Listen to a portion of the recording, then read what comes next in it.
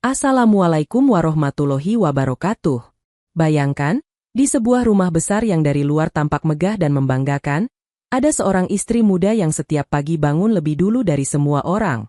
Dialah Milania, menantu yang selalu berusaha sempurna di dapur, di ruang tamu, di meja makan. Tapi setiap langkahnya selalu disambut dengan kata-kata yang merendahkan. Suatu hari, saat syukuran keberhasilan usaha suaminya, halaman rumah penuh tamu, tenda berdiri, makanan tersaji mewah. Semua mata tertuju pada Galvin, suami yang dieluk-elukan sebagai lelaki sukses. Namun ketika candaan tentang harta dan saham mulai menyeret nama Milania, suasana berubah. Di depan keluarga besar, di hadapan banyak orang, suaminya melangkah mendekat dengan wajah tegang, menggenggam dagu Milania, lalu mengangkat tangan tinggi-tinggi. Ternyata, sahabatku semua, sebelum kita mulai cerita hari ini, silakan tuliskan di kolom komentar, kalian menonton dari kota mana? Semoga setiap yang menekan tombol subscribe di channel ini, Allah mudahkan langkahnya, lapangkan rezekinya, sehatkan tubuhnya, dan kabulkan segala hajat dunia akhirat. Amin ya rabbal alamin. Sekarang mari kita mulai ceritanya. Pagi di rumah keluarga Arashad selalu dimulai dengan suara pintu kayu berat yang dibuka dari dalam. Dari celahnya, cahaya matahari menembus masuk dan menyentuh lantai marmer yang mengilap. Di lorong panjang itu, langkah kaki bergema, kadang pelan, kadang tergesa. Milania Rengganis berdiri di dapur sejak adzan subuh. Uap dari panci sayur bening naik ke udara, bercampur dengan aroma bawang putih yang ditumis. Di atas meja, sudah tersusun roti panggang, telur dadar, dan potongan buah yang ia tata dengan rapi. Kerudungnya yang berwarna biru tua sudah terpasang dari tadi, meski wajahnya belum sempat banyak tersentuh bedak. Ia menatap jam dinding kecil di dapur. Jarum pendek hampir menyentuh angka 7. Ia menarik napas dalam, lalu membawa nampan berisi teh dan kopi ke ruang makan. Ruang makan itu luas dengan meja kayu panjang di tengah, dikelilingi kursi berukiran.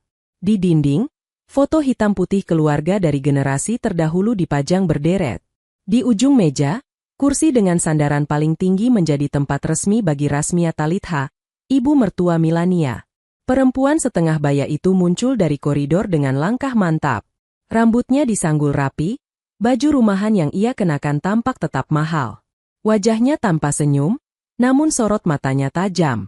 "Pagi, Ibu," sapa Milania, meletakkan cangkir di hadapan Rasmia. "Tehnya sudah jadi, seperti biasa tanpa gula." Rasmia menatap cangkir itu, mengangkatnya, lalu meniup pelan sebelum mencicip. Kedua alisnya langsung bergerak naik. "Masih kepanasan. Kau tahu lidahku sensitif terhadap panas," ucapnya. "Dari dulu, mengapa kau tidak bisa mengira waktu dinginnya dengan tepat?" Milania menunduk sedikit. "Maaf, Ibu. Tadi saya khawatir keburu dingin," jawabnya pelan. "Kalau keburu dingin, tinggal dipanaskan lagi. Yang susah itu kalau sudah telanjur tak enak," gumam Rasmia sambil menurunkan cangkir dengan bunyi pelan.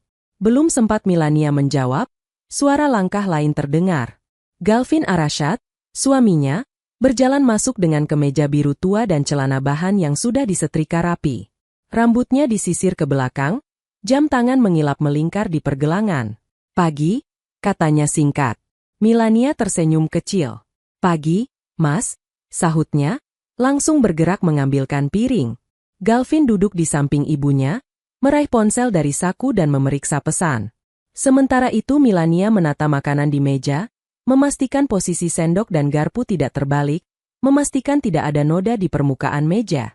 "Besok ada rapat dengan investor lagi," ujar Rasmia tiba-tiba. "Aku tidak mau ada kesalahan sekecil apapun. Nama keluarga dipertaruhkan." Galvin mengangguk sambil mengunyah pelan. "Tenang, Bu. Semua sudah kupersiapkan," ucapnya. Rasmia melirik Milania. "Termasuk penampilan istrimu ketika mendampingi. Jangan sampai terlihat seperti gadis kampung yang tersesat di pusat kota." Milania menghentikan gerakannya sejenak. "Kalau Ibu mau, nanti saya pakai kebaya yang Ibu pilihkan," ucapnya hati-hati. "Kebaya bagus itu tidak cukup untuk mengubah aura," jawab Rasmia datar. "Tapi paling tidak orang tidak langsung tahu dari mana asalmu."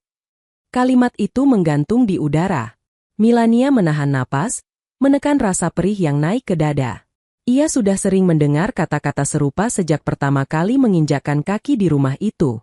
Rumah besar dengan pilar tinggi dan halaman luas yang dulu ia kira akan menjadi tempat memulai babak baru yang hangat, ternyata sering menjadi panggung di mana ia merasa semakin mengecil. Setelah sarapan, Galvin berdiri merapikan jasnya. Milania membantu memasangkan dasi, berusaha menjaga jarak pandang dari Razmia. "Mas, termos kopinya sudah saya siapkan di mobil," ucap Milania lirih. "Baik," jawab Galvin singkat. Ia menatap wajah istrinya sekilas, seolah ingin mengatakan sesuatu, tetapi tidak jadi. Ia lalu menyalami tangan ibunya dan melangkah pergi. Saat pintu depan tertutup, Milania kembali ke dapur, membersihkan piring satu persatu. Ia sudah hafal, sedikit saja noda tertinggal, Razmia akan menyindir bahwa menantu yang tidak cekatan akan mempermalukan keluarga di hadapan tamu. Di sela suara air mengalir, Milania melirik jam dinding lagi. Hari baru saja dimulai, namun hatinya terasa sudah penuh. Ia menutup mata sejenak, mengingat masa sebelum menikah, saat ia menjadi karyawan di kantor kecil dan dipanggil Bu Milania oleh rekan kerja karena kemampuan mengurus laporan keuangan. Di sana, suaranya didengar. Di rumah ini, suaranya sering hanya menjadi angin lalu. Namun ia tidak berniat menyerah. Di bawah rak piring, tersimpan sebuah kotak kecil berisi buku harian dengan sampul biru. Setiap malam, sebelum tidur, ia menuliskan segala yang ia rasakan. Luka-luka kecil itu ia titipkan di sela baris-baris kalimat. Ia tidak tahu akan menjadi apa catatan itu nanti, yang ia tahu hanyalah bahwa ada tempat di mana pikirannya boleh jujur tanpa takut dihakimi. Hari itu pun ia berniat menulis lagi, entah tentang teh yang terlalu panas, entah tentang tatapan yang membuatnya merasa kecil. Di balik kesibukan menjadi menantu di rumah besar, ia ingin tetap menjaga serpihan kecil jati diri yang membuatnya merasa masih berarti. Dan perlahan, serpihan-serpihan itu mulai saling mendekat, menunggu saatnya untuk membentuk sesuatu yang lebih kokoh dari yang ia bayangkan. Sore hari, rumah besar itu berubah suasana.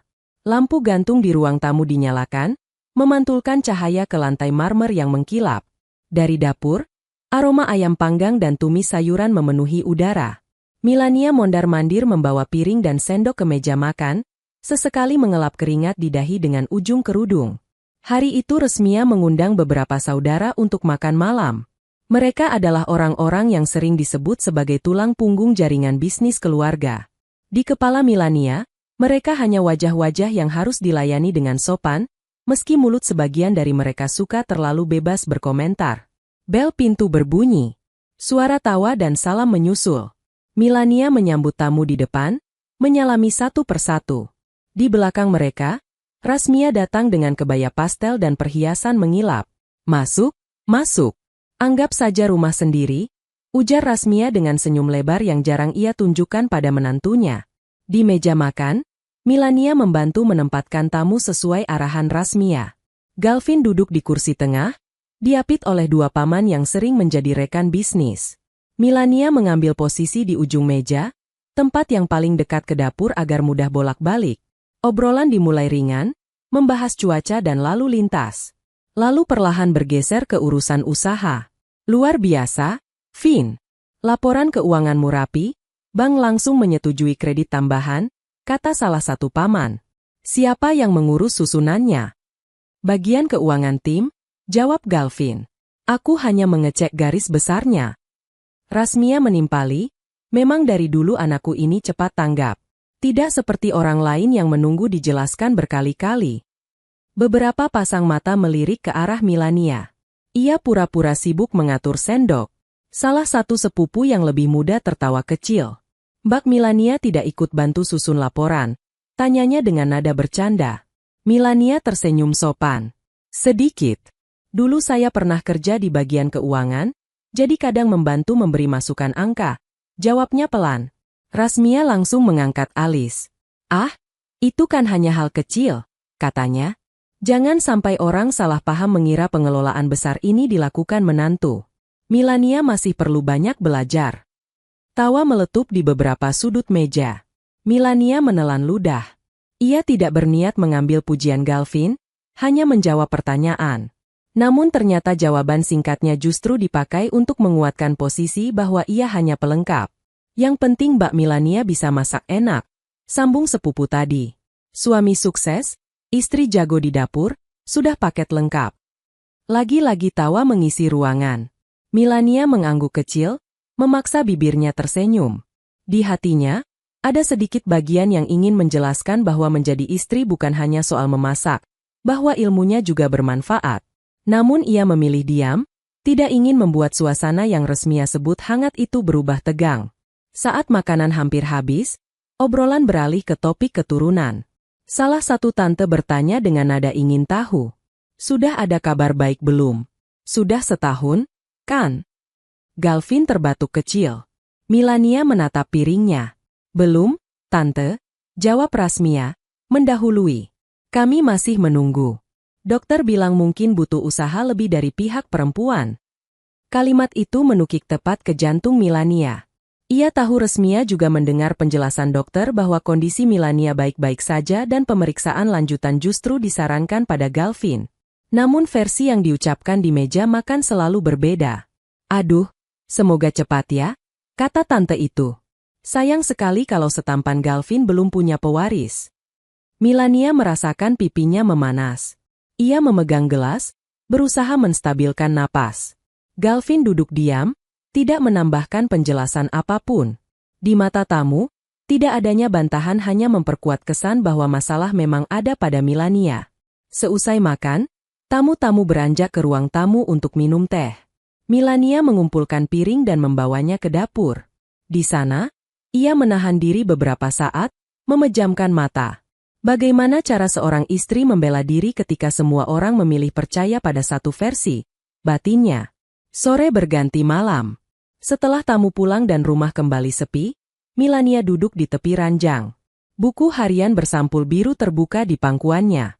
Tangan kanannya mulai menulis, kalimat demi kalimat, tentang tawa yang terasa seperti goresan. Ia menulis tanpa tergesa.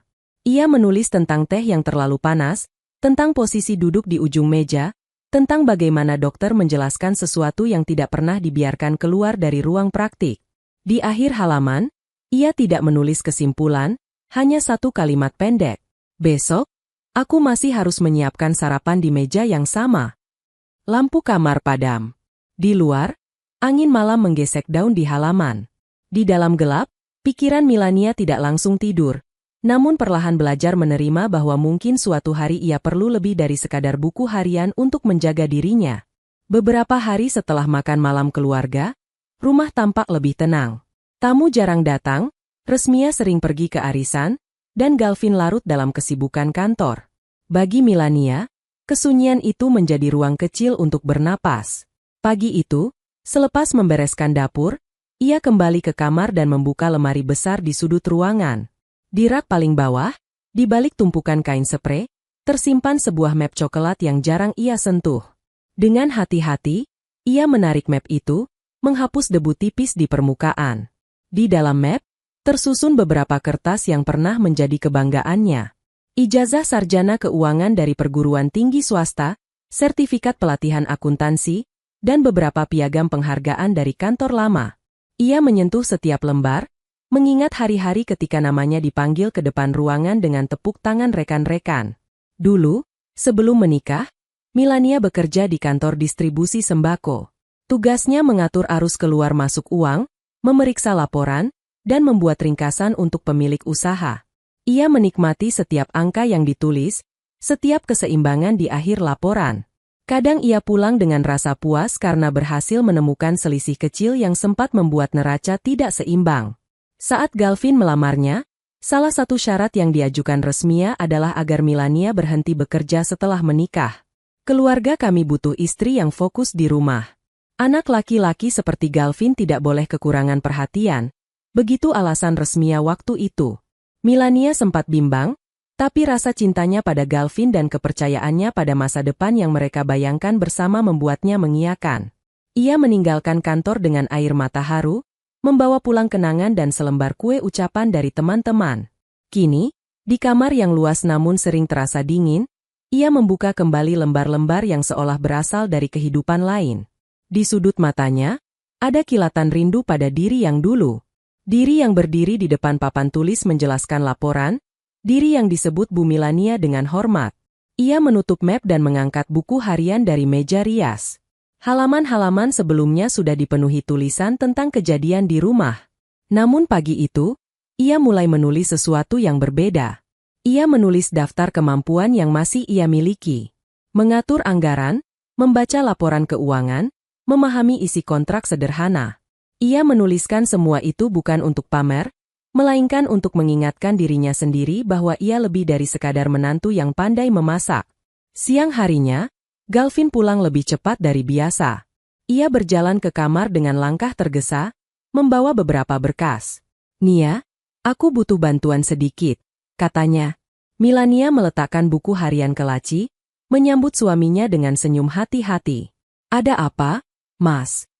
Galvin duduk di tepi ranjang, membuka berkas yang ia bawa. Ini draft laporan keuangan yang diminta bank untuk pengajuan kredit. Tim sudah menyusun, tapi mereka bilang akan lebih meyakinkan kalau ada penataan ulang, jelasnya. "Kau kan dulu belajar soal ini. Bisa kau lihat sebentar?" Ada sedikit kehangatan yang mengalir di dada Milania. Untuk pertama kalinya setelah sekian lama, Galvin mengingat ilmunya. Ia mengambil berkas itu, membaca dengan cermat. Matanya menyusuri angka-angka, menemukan beberapa penempatan yang bisa dirapikan. "Kau bisa ubah bagian arus kas ini," ucapnya, menunjuk satu halaman. "Kalau ditata begini, bank lebih mudah melihat kestabilan. Lalu, soal pemilik saham, bagaimana rencanamu?" Galvin menggaruk kepala. "Konsultan bilang lebih baik sebagian saham dan aset rumah atas namamu supaya penilaian bank lebih baik. Nama dan historiku sudah terlalu banyak tercatat di beberapa lembaga. Mungkin mereka lebih percaya jika ada pemilik lain yang rekam jejaknya bersih." Milania terdiam sejenak. "Jadi, secara resmi, aku akan tercatat sebagai pemilik sebagian besar aset?" tanyanya. "Di atas kertas, iya," jawab Galvin. "Tapi kita kan keluarga. Semua ini tetap milik bersama. Kau tidak keberatan, kan?" Milania menatap wajah suaminya. Ada lelah yang jelas di sana, namun juga keyakinan penuh bahwa istrinya akan selalu berkata iya. Ia menghela napas pelan. "Kalau itu membantu usahamu dan sesuai aturan, aku bersedia," ucapnya akhirnya. Hari-hari berikutnya, ia ikut ke pertemuan dengan notaris. Di ruangan yang didominasi rak berisi map, nama Milania ditulis sebagai pemilik utama rumah yang mereka tinggali. Notaris menjelaskan detailnya, memastikan Milania mengerti bahwa tanda tangannya memiliki kekuatan hukum.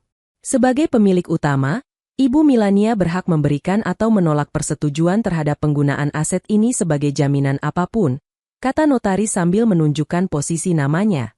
Milania mengangguk. Di sampingnya, Galvin tersenyum lega. "Ini hanya formalitas," katanya. "Yang penting, bank senang dan usaha bisa berjalan." Ketika semua selesai, Milania membawa pulang salinan dokumen. Di kamar, ia menyelipkan berkas itu ke dalam map coklat, berdampingan dengan ijazah dan sertifikat.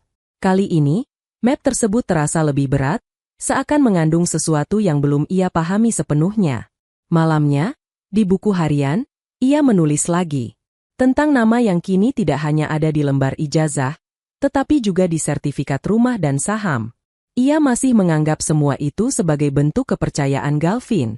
Namun di ujung tulisan, ia menambahkan satu kalimat yang muncul begitu saja. "Kalau suatu saat aku harus melindungi diriku, mungkin disinilah aku akan memulainya." Dengan kalimat itu, ia menutup buku, mematikan lampu, dan berbaring. Di luar, langit tampak tenang. Di dalam, tanpa ia sadari, fondasi untuk melawan ketidakadilan pelan-pelan sedang terbentuk, menunggu momen yang akan mengguncang seluruh rumah. Beberapa minggu setelah pertemuan di kantor notaris, suasana rumah sedikit berubah. Galvin tampak lebih rileks, sering membawa kabar bahwa bank memberikan respon positif terhadap pengajuan kredit. Rasmia berjalan dengan langkah lebih ringan, seolah beban di pundaknya berkurang. Suatu sore, mereka bertiga duduk di ruang keluarga. Televisi menyala tanpa suara, hanya menjadi latar gerak bayangan di dinding. Galvin memegang beberapa lembar kertas, memeriksanya sekali lagi. "Bank sudah setuju," katanya kepada Rasmia. "Mereka bilang struktur kepemilikan sekarang jauh lebih sehat. Nama Milania sebagai pemilik utama rumah dan beberapa saham benar-benar membantu penilaian. Rasmia mengangguk singkat, meneguk teh. Ya, baguslah kalau begitu. Akhirnya ijazahnya berguna juga. Ucapnya, setengah memuji, setengah menyindir. Milania yang duduk di ujung sofa menahan napas. Kata ijazah itu menyentuh bagian hatinya yang lama tidak diakui. Alhamdulillah, katanya pelan. Semoga usaha Mas makin lancar. Galvin menoleh padanya. Terima kasih karena sudah mau tanda tangan tanpa banyak tanya, ujarnya. Tidak semua istri bisa sefleksibel itu. Kalimat itu membuat Milania tersenyum kecil. Walau hanya ucapan sederhana, ia merasa sedikit lebih dihargai. Namun di sisi lain, ia sadar bahwa fleksibel yang dimaksud Galvin adalah kesediaannya mengikuti keputusan tanpa menuntut penjelasan terlalu dalam. Malam itu, ketika semua sudah tidur, Milania kembali ke Map Coklat. Ia mengeluarkan salinan sertifikat rumah, akta saham, dan satu dokumen baru dari bank yang menyatakan ia sebagai pemilik utama beberapa produk keuangan. Ia membaca perlahan, mengulang penjelasan notaris dalam pikirannya. Sebagai pemilik utama, Ibu Milania berhak memberi persetujuan terhadap penggunaan aset. Suara notaris seolah terngiang. Ia menelusuri huruf-huruf namanya dengan ujung jari, lalu menyelipkan lembar surat ke belakang salah satu sertifikat. Di buku harian, ia menulis, "Hari ini, semua orang gembira karena bisnis keluarga terbantu oleh namaku. Di rumah, mungkin aku tetap hanya menantu yang sering salah, tetapi di atas kertas, aku ternyata memegang sesuatu yang mereka butuhkan. Aku tidak tahu apakah ini akan berarti apa-apa nanti. Untuk saat ini, biarlah ia tersimpan baik-baik." Keesokan harinya, ketika mengantar Galvin ke teras, Milania memperhatikan mobil yang terparkir rapi. Di balik kaca, ia melihat pantulan dirinya, kecil di samping suami dan ibu mertua yang tampak lebih menonjol. Ia bertanya pelan dalam hati, apakah suatu saat pantulan itu akan berubah, atau akan selamanya seperti bayangan samar di sisi mereka. Namun hidup jarang memberi jawaban cepat. Untuk sementara, Milania kembali ke rutinitas, memasak, membersihkan rumah, dan sesekali membantu Galvin membaca laporan, sambil diam-diam terus menambah lembar demi lembar ke map yang semakin tebal. Musim hujan datang. Langit sering mendung, udara menjadi lembab, dan halaman rumah selalu berbau tanah basah. Di antara rintik hujan yang jatuh di kaca, obrolan mengenai keturunan mulai sering muncul. Suatu siang, selepas makan, Rasmia duduk di ruang keluarga bersama seorang temannya, Bu Nares, yang datang berkunjung. Milania menyajikan teh dan kue, lalu mundur beberapa langkah, berdiri di dekat rak buku. "Anakmu sudah menikah setahun lebih ya?" tanya Bu Nares pada Rasmia. "Kapan aku boleh datang menggendong cucu?" Rasmia menghela napas panjang, seolah membawa beban berat. "Itulah, aku sendiri bingung," jawabnya. "Sebagai ibu, aku sudah menasihati mereka. Tapi ya, bagaimana? Kalau pihak perempuan yang kurang subur, kita hanya bisa menunggu." Kata-kata itu melesat seperti anak panah ke arah Milania. Ia memandang ke bawah, menatap ujung karpet.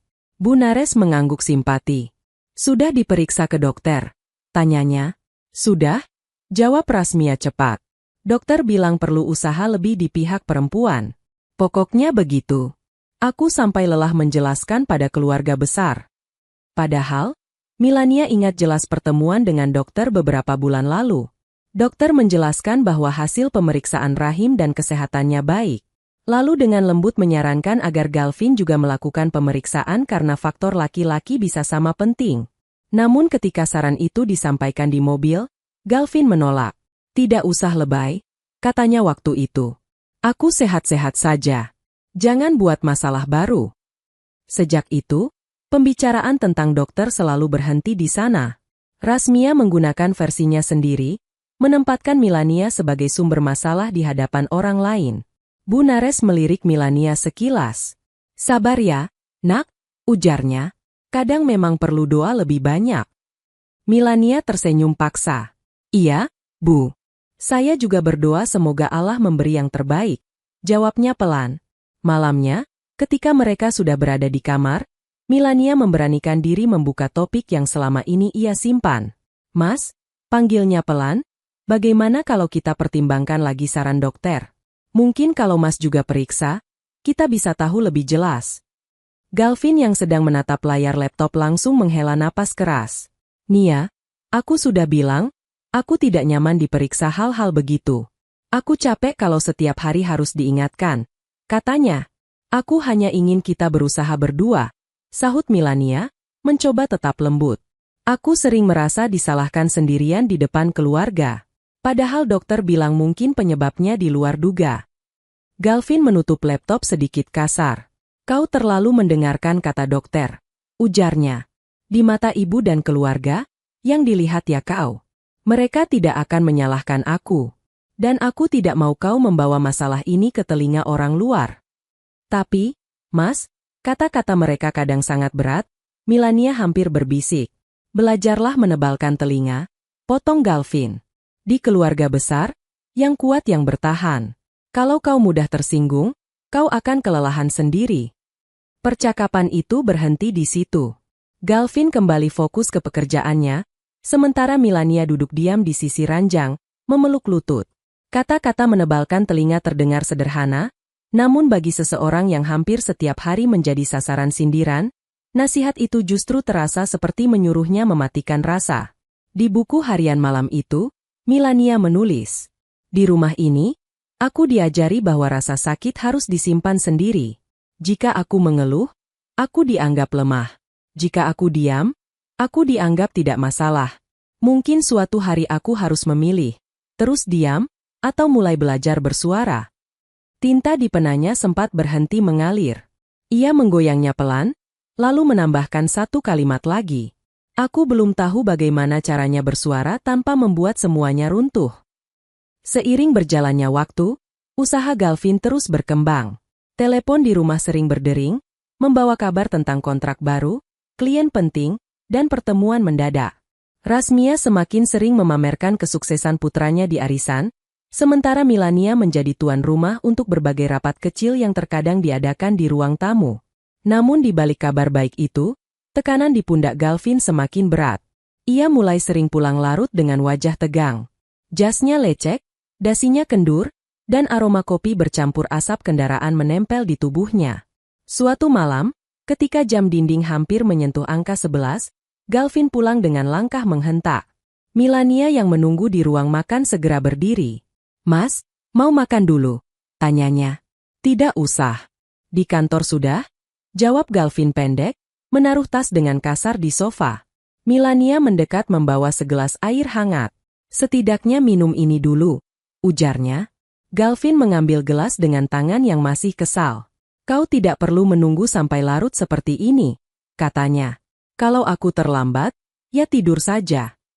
"Aku khawatir," jawab Milania. "Aku ingin menyambut ketika Mas pulang." Jawaban itu, entah mengapa, justru memicu kemarahan yang ditahan Galvin sepanjang hari. "Khawatir tidak menyelesaikan apa-apa," katanya. "Yang kubutuhkan adalah rumah yang tenang, bukan pertanyaan terus-menerus." "Aku hanya bertanya satu kali," sahut Milania lirih. Galvin menaruh gelas agak keras di meja. "Akhir-akhir ini kau terlalu sensitif, Nia. Sedikit saja aku bicara, kau terlihat akan menangis," katanya. "Aku lelah di luar, jangan tambah masalah di dalam." Milania menggigit bibir, menahan air mata yang hampir jatuh. "Maaf, Mas," katanya. "Aku akan berusaha tidak terlihat seperti itu." Kejadian serupa terulang beberapa kali. Kadang Galvin kesal karena makanan terasa kurang panas, kadang karena baju kerjanya terlambat disetrika. Hal-hal kecil yang dulu bisa dibicarakan dengan ringan, kini menjadi pemantik pertengkaran. Milania belajar mengukur suasana sebelum membuka mulut. Jika wajah Galvin terlalu tegang, ia memilih diam. Rasmia tidak membantu. Suatu pagi, setelah melihat Galvin keluar rumah dengan wajah kusut, ia menghampiri Milania di dapur. "Kau seharusnya tahu kapan saat yang tepat bicara dan kapan diam," kata Rasmia. "Jangan ganggu pikiran anakku dengan hal-hal sepele. Kalau ia sampai jatuh sakit karena stres, kau juga yang rugi." "Bu, saya hanya ingin menanyakan apakah ada yang bisa saya bantu," jawab Milania pelan. "Kalau memang ingin membantu, jadikan rumah ini tempat yang menyenangkan baginya," ujar Rasmia. Bukan tempat ia harus menghadapi wajah sendu dan pertanyaan tak berujung. Ucapan itu membuat Milania benar-benar berhenti mengungkapkan perasaannya. Ia mulai menghafal jam pulang Galvin, mempelajari tanda-tanda di suaranya, dan menyesuaikan diri seperti seseorang yang selalu siap menghindari gelombang. Tetapi di balik penyesuaian itu, perlahan tumbuh rasa asing di dalam dada. Galvin yang dulu mengajaknya tertawa di angkringan dekat kampus, kini lebih sering ia lihat sebagai sosok yang sulit ia dekati. Rasmia yang dulu menyambutnya dengan senyum pada awal lamaran, kini lebih sering menatapnya seperti batu sandungan. Malam-malam, ketika rumah sunyi, Milania meletakkan tangan di dada, mencoba mengecek apakah hatinya masih sama. Ia menemukan bahwa cinta itu belum hilang, tetapi mulai tertutup oleh lapisan-lapisan takut, sedih, dan lelah. Ia menulis lagi. Bisnis yang berkembang membuat semua orang bangga, kecuali aku yang semakin tidak mengenali suamiku. Aku ingin membantunya menanggung lelah, tetapi setiap kali mendekat, aku seperti orang asing yang salah pintu. Hari itu hujan turun sejak pagi. Galvin berangkat lebih awal untuk rapat di luar kota. Rasmia pergi ke pengajian, meninggalkan rumah dalam keadaan tenang. Milania memanfaatkan waktu luang untuk merapikan lemari dan mengelap jendela. Sekitar pukul 11, ia mendapat pesan di ponsel. "Nia, aku di dekat rumahmu. Boleh mampir bentar?" Tulis seseorang bernama Sena. Sena adalah sahabat kuliah Milania yang sudah lama tidak bertemu. Setelah Milania menikah, pertemuan mereka berkurang karena kesibukan dan perbedaan dunia. Sena bekerja di sebuah lembaga bantuan hukum untuk perempuan dan anak, sebuah pekerjaan yang dulu membuat Milania kagum. Milania tersenyum tipis membaca pesan itu. "Tentu, datang saja," balasnya cepat. Sekitar setengah jam kemudian, bel berbunyi. Milania membuka pintu dan mendapati Sena berdiri dengan jas hujan yang masih menetes. Wajahnya tetap ceria seperti dulu, meski garis dewasa kini terlihat di sudut mata. "Nia," seru Sena sambil memeluknya.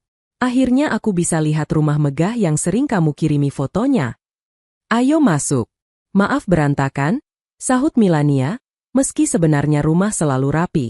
Mereka duduk di ruang tamu, secangkir teh tersaji di meja. Sena memandang sekeliling, lalu menatap sahabatnya dengan tatapan yang lebih lembut. "Bagaimana kabarmu sebenarnya?" tanya Sena. "Bukan kabar versi status atau foto, tapi kabar versi hati." Pertanyaan itu membuat Milania terdiam beberapa detik. Ia menatap uap teh yang naik perlahan. "Aku, baik," jawabnya akhirnya. "Hanya sedang belajar menyesuaikan diri." Sena tertawa kecil. "Itu jawaban yang biasanya diucapkan klienku sebelum akhirnya menangis," ujarnya setengah bercanda. Milania menoleh, sedikit terkejut. "Klienmu?" tanyanya. "Aku kan kerja di lembaga bantuan hukum. Banyak istri yang datang dengan kalimat persis seperti itu," jelas Sena. "Mereka bilang sedang menyesuaikan diri, padahal hatinya penuh luka yang tidak sempat diobati." Kata-kata itu menembus pertahanan lembut yang selama ini Milania bangun. Ia menghela napas panjang, lalu menceritakan sedikit demi sedikit. Tentang meja makan yang penuh sindiran, tentang tekanan soal anak, tentang Galvin yang makin mudah marah, dan tentang bagaimana ia merasa kehilangan dirinya sendiri. Sena mendengarkan tanpa menyela, hanya sesekali mengangguk atau mengucap pelan, "Aku mengerti." "Yang paling membuatku bingung," lanjut Milania, "aku sering merasa bersalah kalau punya perasaan sedih. Seolah aku tidak boleh mengeluh karena di luar sana banyak orang yang hidupnya jauh lebih susah. Rumahku besar, suamiku sukses. Siapa aku mengeluh? Justru karena itu banyak orang sulit memahami," jawab Sena. "Luka hati tidak bisa diukur dari besar kecilnya rumah. Yang perlu ditanya adalah, apakah di rumah besar itu kamu merasa aman dan dihargai?" Pertanyaan itu menggantung di ruangan. Milania menatap Sena, lalu pelan-pelan menggeleng. Sena menarik napas. "Nia, aku tidak datang untuk mengubah hidupmu dalam sehari. Aku hanya ingin kamu tahu satu hal. Kamu punya hak untuk merasa utuh. Kekerasan bukan hanya ketika ada pukulan. Kata-kata yang merendahkan, perlakuan yang mengikis harga diri, itu juga menyakiti. Dan kamu berhak memikirkan cara melindungi dirimu." "Tapi aku tidak ingin merusak keluarga," sahut Milania cepat. "Melindungi diri bukan berarti langsung merusak. Jawab Sena lembut. Kadang artinya hanya menyimpan bukti, memahami posisi hukummu, dan punya rencana jika suatu hari batas kesabaranmu benar-benar habis. Milania teringat map coklat di lemari. Posisiku secara hukum. Ulangnya. Sena mengangguk. Bukankah aset usaha dan rumah banyak atas namamu? Itu berarti kamu punya hak. Kalau suatu hari kamu tidak kuat lagi, kamu tidak harus pergi dengan tangan kosong. Kata-kata itu membuat Milania memejamkan mata sejenak. Ia merasa seperti baru saja mendengar penjelasan yang selama ini ia abaikan. Bukan karena tidak tahu, tetapi karena takut dianggap terlalu waspada. Kalau begitu, apa yang harus kulakukan sekarang? Tanyanya lirih. Untuk sekarang, cukup simpan dokumenmu baik-baik, jawab Sena. Kalau ada perlakuan yang melampaui batas, catat. Kalau suatu hari kau butuh bantuan, datanglah. Kami selalu buka pintu, dan kami tidak akan menghakimimu. Ketika senja mulai turun, Sena pamit pulang. Di depan pintu, ia memegang tangan Milania erat. Jangan lupa, kamu bukan hanya menantu di rumah ini. Kamu juga Milania Rengganis yang dulu aku kenal, yang pandai hitung angka dan suka tertawa keras, ucapnya. Jangan biarkan siapapun memadamkan perempuan itu sepenuhnya. Setelah Sena pergi, Milania berdiri di ambang pintu lebih lama dari biasa.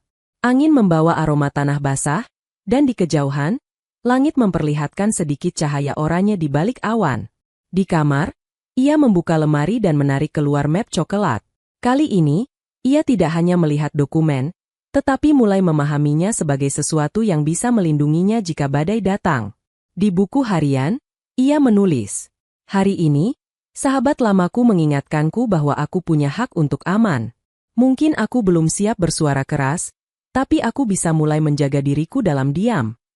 Baris-baris itu menjadi awal dari perubahan kecil dalam cara Milania memandang dirinya. Masih ada 14 bab kehidupan yang menantinya, dan di salah satu di antaranya, tamparan yang akan mengubah segalanya sudah menunggu di tikungan. Beberapa bulan setelah kredit usaha cair, angka-angka di laporan benar-benar naik. Proyek baru datang, gudang bertambah, dan nama Galvin mulai disebut di majalah bisnis lokal.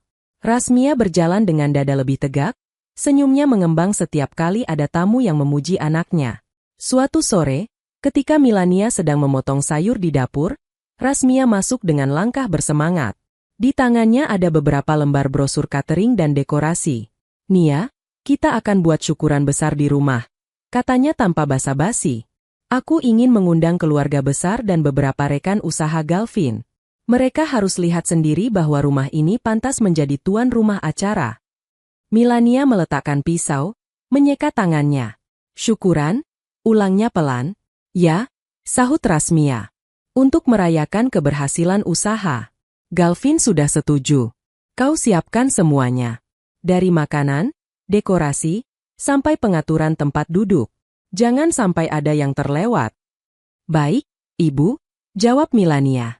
"Kita pakai catering, atau saya masak sendiri?"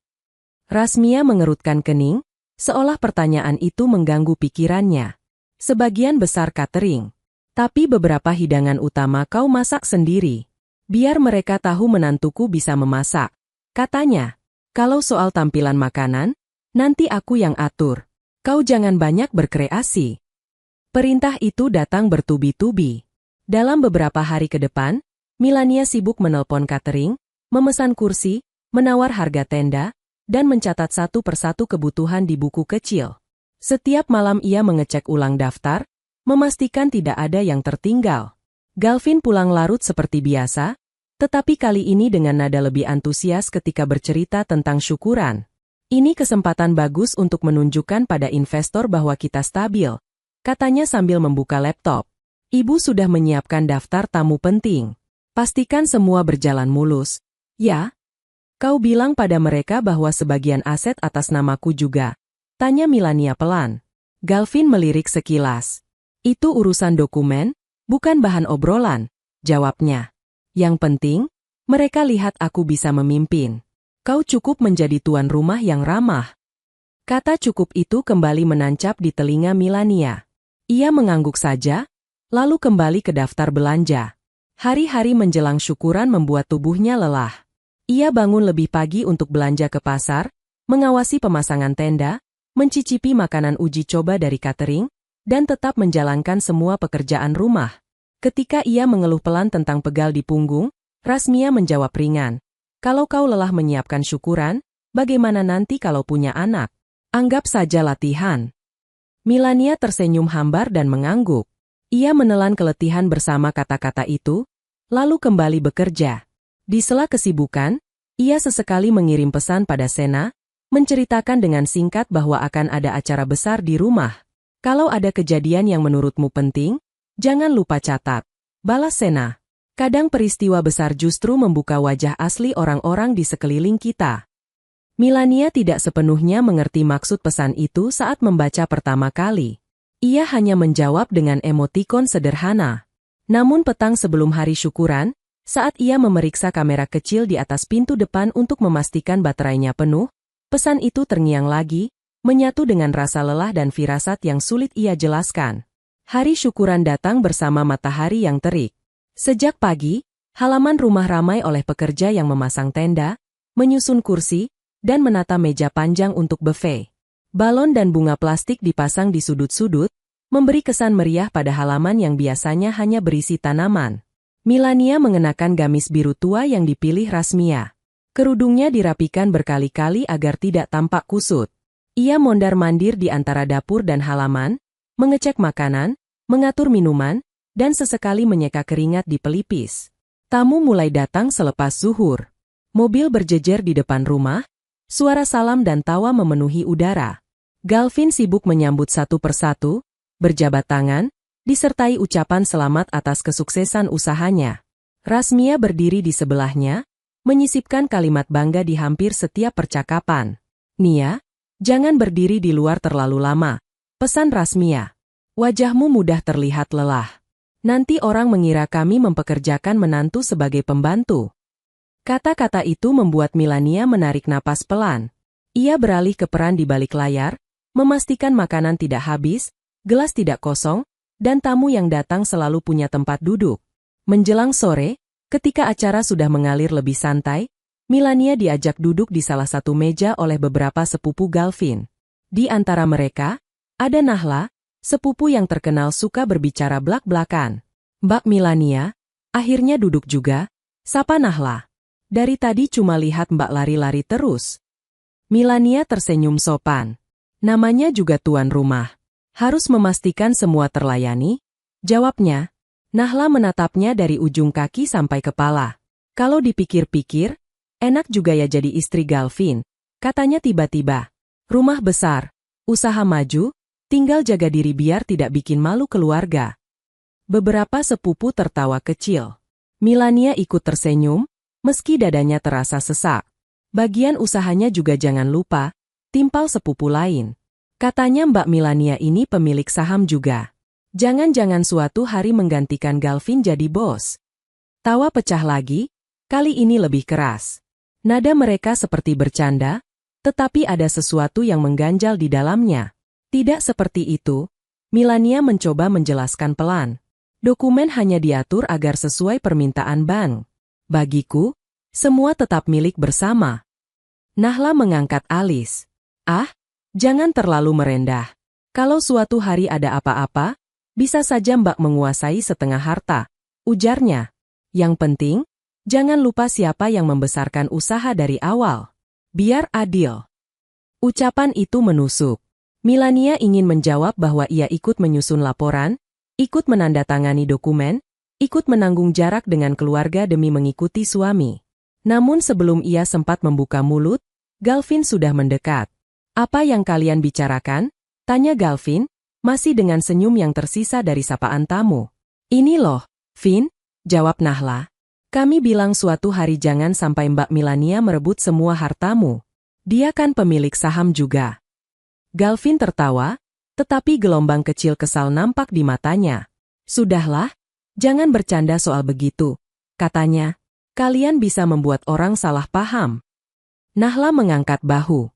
Namanya juga bercanda. "Tapi memang, kalau lihat laporan usaha, nama istrimu muncul di mana-mana," ujarnya lagi. Beberapa tamu lain ikut menoleh. Topik tentang kepemilikan usaha di tengah pesta membuat perhatian mengarah pada meja mereka. Milania merasakan tatapan orang, seolah ia benar-benar sedang duduk di kursi penonton yang disorot lampu. Aku hanya menjawab pertanyaan, Milania berkata pelan pada Galvin. Tidak ada maksud lain. Galvin menatapnya dengan mata yang mulai memanas. Di depan tamu penting, kau seharusnya menjaga kata. Katanya, nada suaranya lebih tajam dari tadi. Aku tidak ingin orang berpikir aku bergantung pada istri dalam urusan bisnis. Padahal kenyataannya kau sendiri yang minta begitu. Nahla berbisik pada sepupu di sampingnya, namun cukup keras untuk ditangkap telinga Galvin. Wajah Galvin memerah. Ia memandang sekeliling, menyadari beberapa pasang mata sedang mengamati. Rasmia yang melihat dari kejauhan mulai melangkah mendekat, khawatir ada yang mengganggu citra acara. Di udara, suasana berubah. Musik yang mengalun dari pengeras suara terasa jauh, sementara percakapan di meja itu menjadi titik panas yang menarik perhatian. Milania merasakan tubuhnya menegang, intuisi memintanya untuk berdiri dan mundur ke dapur, namun kaki seakan terpaku di lantai. Ia tidak tahu, beberapa meter di atas pintu depan, kamera kecil yang ia cek kemarin sedang merekam setiap gerakan dan ekspresi, termasuk kilatan amarah yang semakin jelas di mata suaminya. Galvin melangkah lebih dekat ke meja, mengabaikan kursi di sekeliling yang sedikit bergeser memberi jalan. Senyum di wajahnya menghilang, berganti garis rahang yang mengeras. Rasmia mengikuti dari belakang, gaunnya menyapu lantai perlahan. Aku sudah bilang, jangan bawa-bawa urusan saham di depan orang, kata Galvin pada Milania dengan suara rendah namun tajam. Sekarang seluruh meja tahu. Aku hanya menjawab saat mereka bertanya, sahut Milania, berusaha menjaga nada tetap lembut. Tidak ada yang kubesar-besarkan. Kau seharusnya tahu kapan diam, balas Galvin. Hari ini seharusnya tentang kesuksesan, bukan tentang namamu di kertas. Beberapa tamu berpura-pura melanjutkan percakapan, namun telinga mereka jelas tertuju ke arah sana. Nahla mengecilkan tubuh di kursi, sadar candanya tadi menyulut sesuatu yang tidak ia perkirakan. Vin, kita bicarakan nanti saja, ujar Milania pelan. Tidak baik di depan tamu. Kau mengajariku etika sekarang. Galvin mendekat. Nafasnya terasa di wajah Milania, yang membuat aku terlihat seperti laki-laki yang bersembunyi di balik nama istrinya. Galvin, suara Rasmia ikut masuk, jaga wibawa di depan tamu. Alih-alih menenangkan, kalimat itu justru menambah tekanan. Galvin merasa dihadapkan pada dua sorot mata, pandangan tamu yang menilai, dan pandangan ibunya yang menuntut. Milania berusaha berdiri, berniat pergi ke dapur. Namun Galvin lebih dulu mengangkat tangan, menahan wajahnya dengan genggaman di rahang. Sentuhan itu bukan lagi sekadar menahan, melainkan cengkeraman. Dengar baik-baik, katanya lirih namun tajam.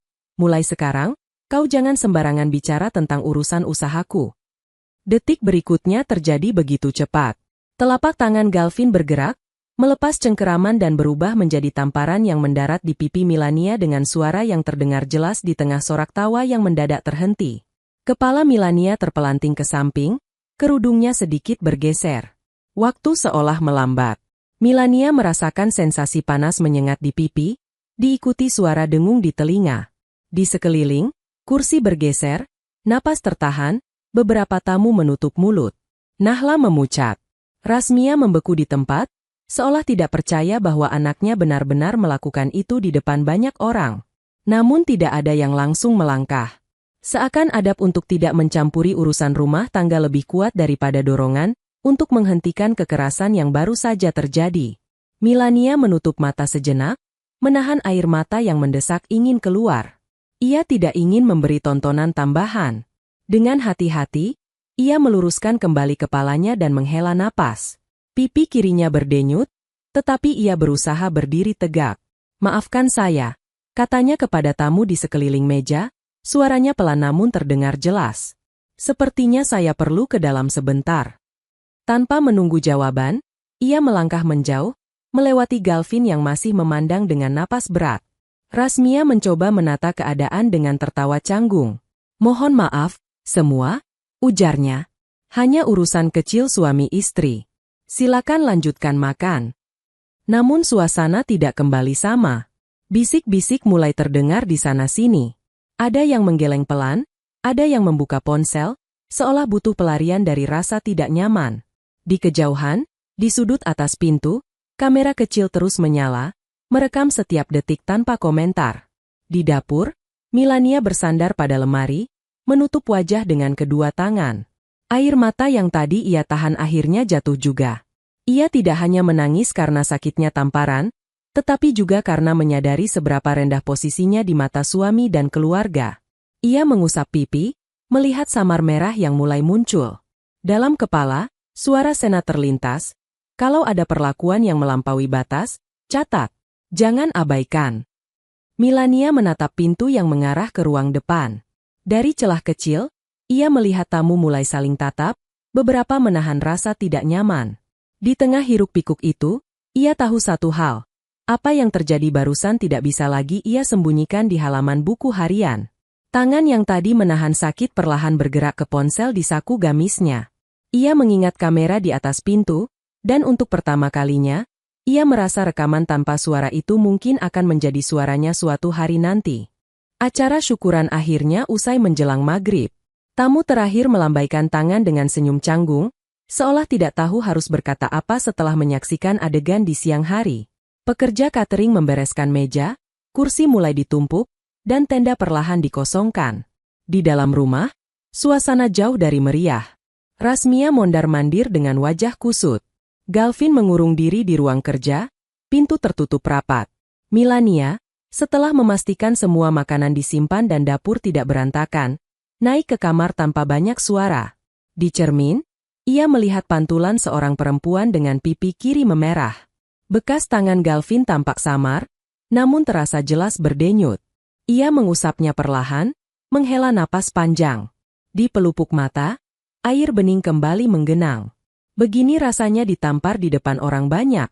Batinnya, bukan hanya kulit yang perih, tapi hati yang seperti diremas. Ia mengambil kapas dan mengompres pipinya dengan air dingin. Sambil menatap bayangan sendiri, ia bertanya pelan, seolah kepada orang lain. Kalau kau sahabatku, apa yang akan kau sarankan padaku? Pertanyaan itu menggantung tanpa jawaban. Sampai ponselnya bergetar di atas meja rias. Sebuah pesan dari Sena masuk. Aku dengar dari salah satu tamu, ada kejadian tidak menyenangkan di acaramu. Kau baik-baik saja, Nia? Milania menatap layar beberapa detik sebelum menjawab. Aku baru saja ditampar suami di depan keluarga, tulisnya. Kamera rumah merekam semua. Balasan dari Sena datang cepat. Nia, aku ingin bilang maaf atas apa yang kau alami, tapi lebih dari itu, aku ingin bertanya. Apa yang ingin kau lakukan untuk dirimu sendiri setelah ini? Milania duduk di tepi ranjang, ponsel di tangan. Pertanyaan itu menembus lebih dalam dari tamparan siang tadi. Apa yang ingin ia lakukan untuk dirinya sendiri? Selama ini, semua keputusannya selalu berputar di sekitar kalimat, agar keluarga tenang. Ia menutup mata, mengingat momen saat tangan Galvin menghantam pipinya. Ingatan itu mengulang berkali-kali, disertai tatapan kosong para tamu. Tidak ada yang berdiri di sisinya. Tidak satu pun. Bahkan ibunya sendiri tidak ada di sana untuk memeluk. Pelan-pelan, suasana kamar yang sunyi memberi ruang pada suara hatinya. Ia tidak ingin menghabiskan hidup dalam ketakutan menunggu kapan kemarahan berikutnya jatuh. Ia tidak ingin kelak mempunyai anak yang melihat ibunya diperlakukan seperti itu dan menganggapnya hal yang wajar. Jari-jarinya bergerak di atas layar. Aku lelah, Sen, tulisnya.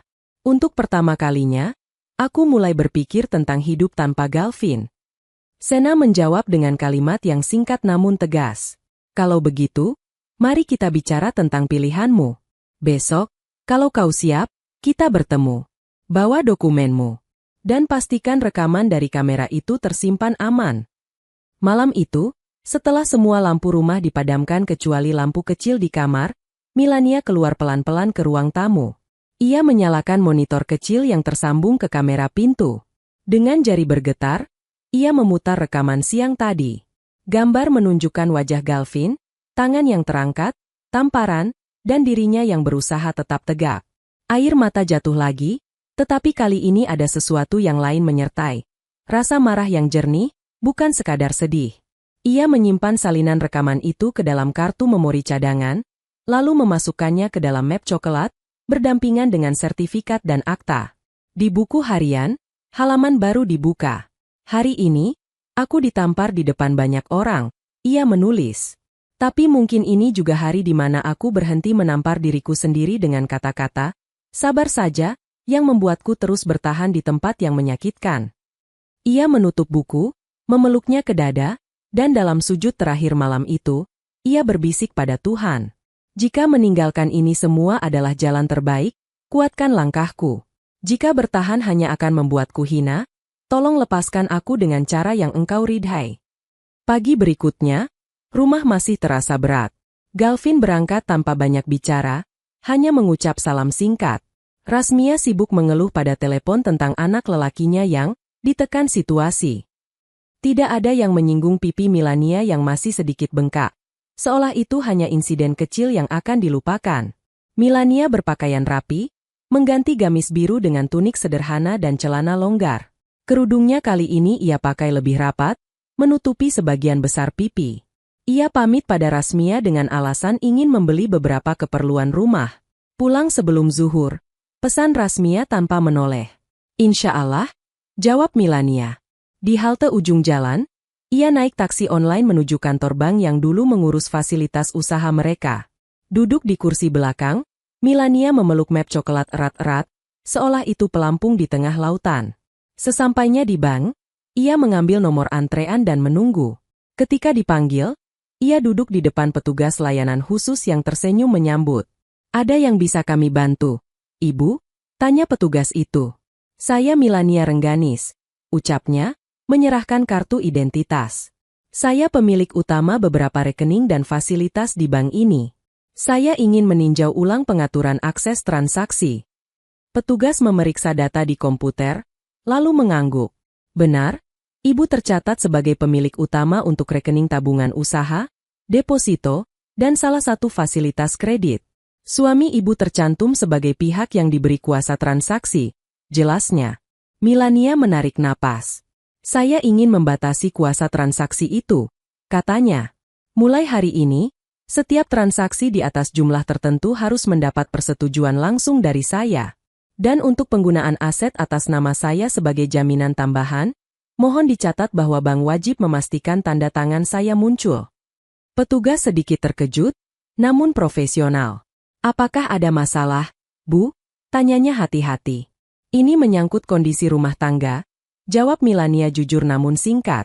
Saya hanya ingin memastikan tidak ada keputusan besar yang diambil atas aset saya tanpa sepengetahuan saya. Petugas mengangguk dengan empati. Baik, Ibu. Permohonan seperti ini sah selama pemilik utama yang mengajukan. Ibu hanya perlu mengisi formulir dan menandatangani beberapa berkas.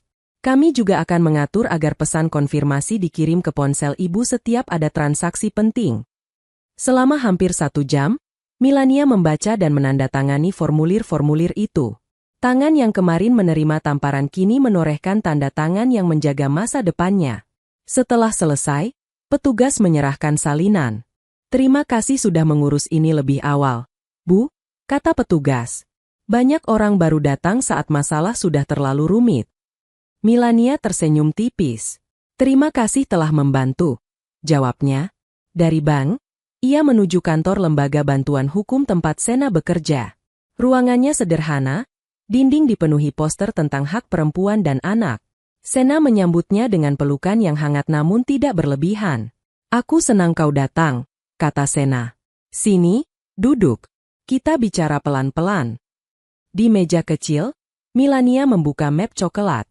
Ia mengeluarkan sertifikat rumah, akta saham, surat dari bank, dan kartu memori berisi rekaman tamparan. Sena memeriksanya satu persatu, wajahnya semakin serius. Secara hukum, posisi kamu kuat, jelas Sena setelah beberapa saat. Rumah dan sebagian besar aset atas namamu. Rekaman ini menunjukkan kekerasan di depan umum. Kalau kau memutuskan menggugat cerai, kau punya dasar yang jelas. Kata cerai membuat dada Milania sesak sejenak. Apa tidak terlalu berlebihan? Tanyanya. Apakah aku tidak terlalu cepat menyerah? Sena menatap matanya lekat. Nia, Pertanyaan sebenarnya bukan apakah ini berlebihan. Pertanyaannya, kalau kau bertahan, apa yang akan berubah? Apakah Galvin menunjukkan penyesalan yang dalam, atau hanya mencari cara agar citranya tetap bersih? Melania teringat tatapan Galvin kemarin, lebih dipenuhi rasa malu karena dilihat orang daripada penyesalan pada luka di pipinya.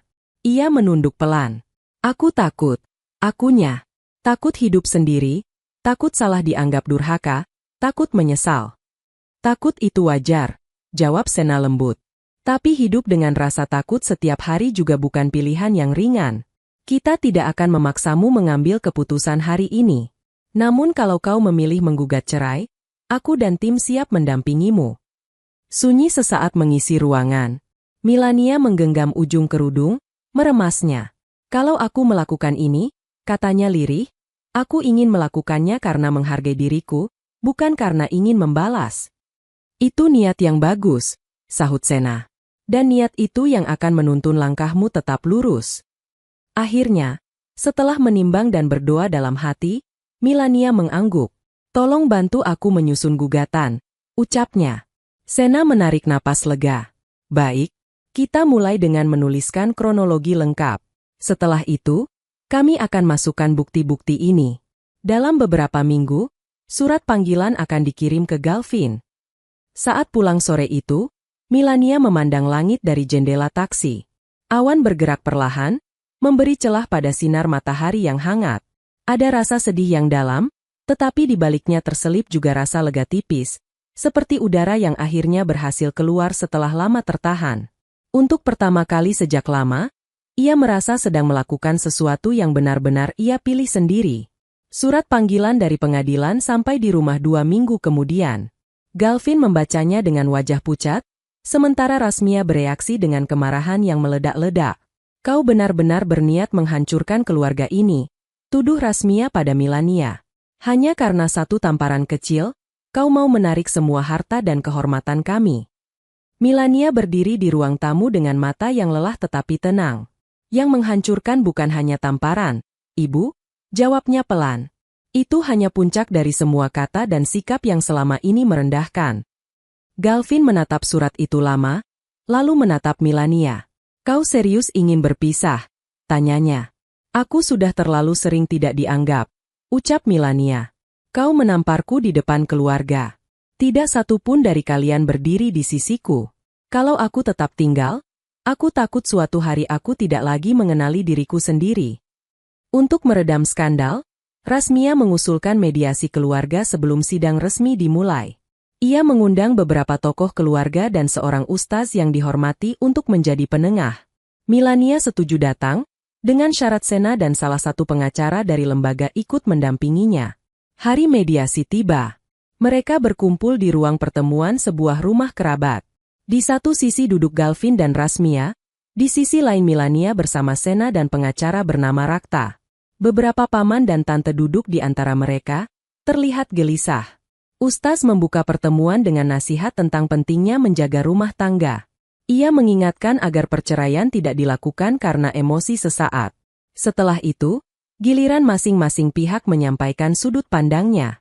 Rasmia bicara terlebih dahulu, dengan suara bergetar antara marah dan tersinggung. Menantu ini terlalu mendramatisir, katanya. Galvin hanya terpancing emosi satu kali. Selebihnya, ia suami yang bertanggung jawab. Mengapa harus berakhir dengan perceraian dan perebutan harta? Melania menunduk sebentar, lalu mengangkat wajah. Sejak awal pernikahan, saya sering direndahkan di depan orang. Tentang asal saya, tentang keturunan, tentang peran saya.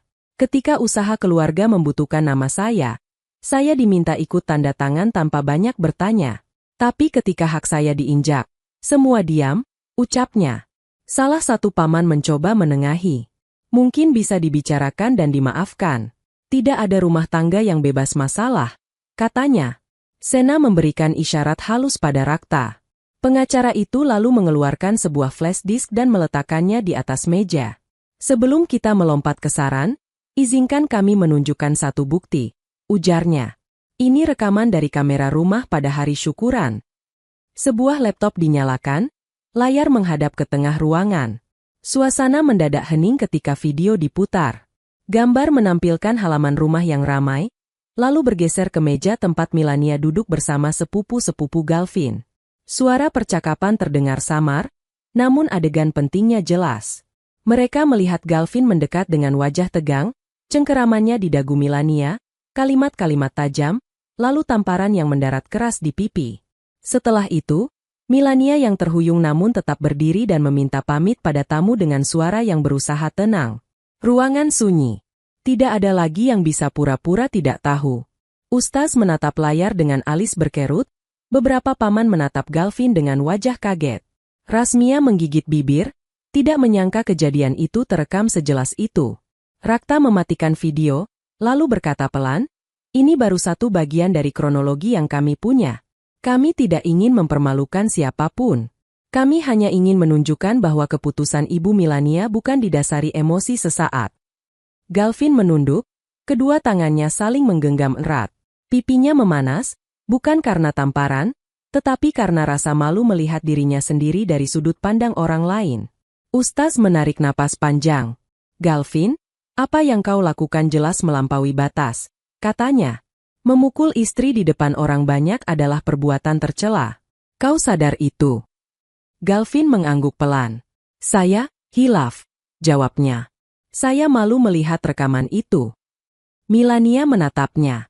"Hilaf yang dibiarkan tanpa konsekuensi akan diulang," katanya pelan. "Saya sudah terlalu sering memaafkan kata-kata yang menyakiti. Kali ini, saya memilih menjaga diri." Salah satu tante yang biasanya membela Rasmia justru ikut berkata, "Kami tidak menyangka sejauh ini. Selama ini kami hanya dengar versi rumah. Kalau begitu, tidak pantas memaksa Milania bertahan." Rasmia menatap sekeliling, menyadari bahwa dukungan yang dulu ia andalkan mulai goyah. "Jadi kalian semua memihak menantu," katanya getir. "Kami memihak kebenaran," sahut paman yang lain. "Dan kebenaran tidak berpihak pada orang yang mengangkat tangan terlebih dahulu." Setelah diskusi panjang, Ustaz menyimpulkan bahwa melanjutkan rumah tangga dengan luka sedalam itu akan sulit tanpa perubahan besar. Galvin diminta jujur, apakah ia siap benar-benar memperbaiki diri dan menerima konsekuensi, termasuk hak Milania atas harta. Galvin terdiam lama. Ketika akhirnya ia berbicara, suaranya pelan. "Sejujurnya, saya tidak yakin bisa mengembalikan kepercayaan Milania setelah ini," ucapnya. "Dan kalau ia tetap memutuskan berpisah, saya tidak punya alasan kuat untuk menahannya selain takut pada omongan orang." Kalimat itu, justru, mengukuhkan tekad Milania. Ia mengangguk kecil. "Itu cukup menjadi jawaban," katanya. Mediasi berakhir tanpa kesepakatan untuk rujuk. Keputusan dikembalikan kepada pengadilan. Namun satu hal sudah terjadi. Untuk pertama kalinya, Galvin dan Rasmia harus menelan malu di depan orang-orang yang dulu mereka ajak meremehkan Milania. Bukan karena balasan kata kasar, melainkan karena kenyataan yang mereka ciptakan sendiri. Proses di pengadilan berjalan beberapa bulan. Setiap sidang, Milania datang dengan ditemani Sena atau Rakta. Ia menjawab pertanyaan hakim dengan suara pelan namun jelas, menjelaskan kronologi tanpa melebih-lebihkan. Rekaman video, surat dari bank, serta dokumen kepemilikan menjadi bukti kuat bahwa ia tidak mengarang cerita. Galvin hadir dengan wajah muram. Di beberapa kesempatan, ia mencoba menghampiri Milania sebelum sidang dimulai, namun hanya mampu mengucap, "Maaf," yang menggantung tanpa kelanjutan. Milania menjawab dengan anggukan sopan, karena ia sudah tidak ingin menambah hutang maaf yang tak pernah dibayar dengan perubahan. Akhirnya, putusan pun dibacakan. Hakim menetapkan perceraian, memberikan hak atas rumah dan sebagian besar aset kepada Milania sesuai dokumen yang ada. Galvin mendapat porsi yang wajar dari hasil jerih payahnya, namun jelas jauh lebih kecil dari yang selama ini ia bayangkan sebagai miliknya sendiri. Ia juga diwajibkan memenuhi beberapa kewajiban nafkah dalam masa tertentu. Di luar ruang sidang, Milania berdiri memegang salinan putusan. Nafasnya terasa ringan dan berat sekaligus. Sena memeluk bahunya. "Kau sudah melewati bagian tersulit," kata Sena lembut. "Sekarang, tinggal bagaimana kau mengisi hidupmu setelah ini." Milania mengangguk. "Aku tidak ingin hidup dengan dendam," jawabnya. "Aku hanya ingin tenang dan berguna." Galvin menghampiri mereka, matanya merah. "Nia?" panggilnya pelan. Milania menoleh. "Ya," jawabnya sopan. "Terima kasih karena selama ini kau sudah jadi istri yang jauh lebih baik daripada yang aku perlakukan," ucap Galvin. "Aku tidak punya banyak pembelaan. Semoga suatu hari kau menemukan orang yang benar-benar tahu cara menghargaimu." Milania menatapnya, melihat sekilas lelaki yang dulu ia cintai dengan polos. "Aku doakan kau juga belajar dari semua ini," katanya. "Jangan ulangi pada orang lain." Mereka berjabat tangan singkat. Setelah itu, jalan hidup mereka berpisah. Beberapa bulan kemudian, rumah besar yang dulu terasa dingin mulai berubah. Rasmia memilih pindah ke rumah salah satu saudaranya di kampung halaman, tidak sanggup menghadapi kenangan dan pandangan tetangga yang sudah mendengar kabar. Galvin mengontrak tempat kecil dekat kantor dan perlahan membangun ulang usahanya dengan lebih hati-hati. Milania tetap tinggal di rumah itu. Ia merenovasi sedikit, mengecat dinding dengan warna yang lebih hangat, mengganti sebagian perabot yang mengingatkannya pada malam-malam penuh sindiran. Di satu ruangan, ia membuat meja kerja sederhana, menaruh laptop dan beberapa rak berisi map. Dengan pengalaman dan latar belakang pendidikannya, ia membuka layanan kecil untuk mendampingi perempuan lain memahami keuangan rumah tangga. Beberapa datang dengan wajah ragu, membawa sertifikat yang tidak pernah mereka baca. Milania mendengarkan, kemudian menjelaskan pelan-pelan tentang hak, kewajiban, dan pentingnya menyimpan dokumen sendiri. "Kesabaran itu baik," katanya suatu hari pada seorang klien yang menangis karena suami sering berkata kasar. "Tapi kesabaran tidak berarti membiarkan diri diinjak. Ada batas yang harus kamu jaga, agar suatu hari anakmu tidak mengira bahwa disakiti adalah takdir yang harus diterima." Di sore lain, ia duduk di teras, menyeduh teh sambil memandang tanaman yang mulai tumbuh subur. Ibunya kadang datang menginap beberapa hari, memenuhi rumah dengan cerita desa dan tawa cucu tetangga yang mereka bantu. Sena juga sering mampir membawa kabar baru dari lembaga, sesekali mengajak Milania mengisi pelatihan tentang literasi keuangan bagi perempuan. Suatu senja, ketika langit memerah, Milania membuka kembali buku harian bersampul biru. Ia membaca halaman-halaman lama, melihat bagaimana setiap catatan luka kini terasa seperti langkah menuju titik ini. Di halaman terakhir yang kosong, ia menulis, "Dulu aku tinggal di rumah besar sebagai istri kecil yang sering merasa tidak dianggap. Hari ini, aku tinggal di rumah yang sama sebagai Milania Rengganis yang utuh. Aku pernah jatuh, pernah ditampar di depan banyak orang, tetapi aku bangkit bukan untuk membuat mereka menderita, melainkan untuk menunjukkan bahwa diriku pantas dihormati."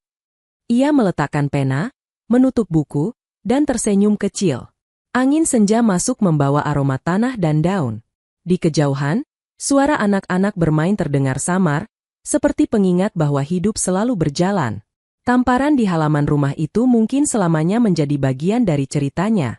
Namun kini, ketika ia menyentuh bekas tipis yang nyaris tak terlihat di pipi, ia tidak lagi merasakan perih, melainkan rasa syukur karena saat itulah ia akhirnya memutuskan untuk tidak lagi memukul dirinya sendiri dengan alasan sabar yang keliru.